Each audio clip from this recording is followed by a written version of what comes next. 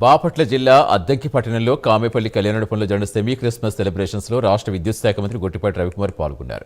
నియోజకవర్గంలో 5 మండలాల పాస్టర్స్ కు నూతన వస్త్రాలు అందించారు. క్రిస్మస్ పర్వదినం పురస్కరించుకుని దైవ సేవకులు ప్రార్థనలు చేశారు. పాస్టర్లతో కలిసి కేక్ కట్ చేసి అందరికీ శుభాకాంక్షలు తెలిపారు. గత ప్రభుత్వంలో కులాలను చూసి మతాలను చూసి కూటమి ప్రభుత్వం పనిచేయదని మంత్రి తెలిపారు.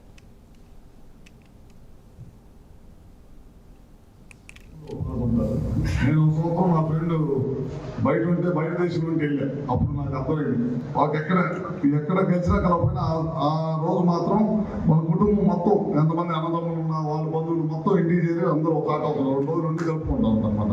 క్రిస్మస్ అనేది అంత ఫేమస్ గా.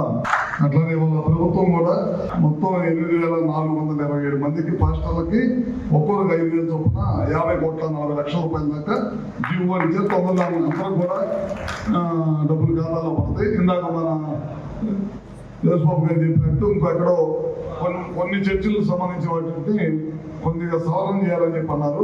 అది మీరు ఒక రిప్రజెంటేషన్ ఇవ్వండి, ప్రభుత్వం దృష్టికి తీసుకెళ్తాం. తప్పకుండా అవకాశం ఉంటే కనుక తప్పకుండా సాయం చెప్తాం. ఎందుకంటే ఇంతమందికి ఇచ్చినప్పుడు ఇంకా కొద్ది మంది మిగిలిపోతే వాళ్ళకు కూడా ప్రభుత్వం వెనకాడదు, ఏదన్నా సరే సాయం చేస్తాం.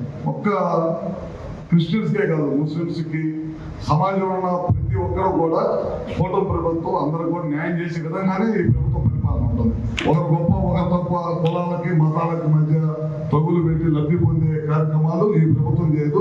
ప్రజలకు అందరూ కూడా ప్రశాంతమైన వాతావరణంలో అందరికీ అన్ని పథకాలు అందరు ప్రజలకి సమానంగా ఇవ్వాలనేది ప్రభుత్వ లక్ష్యం.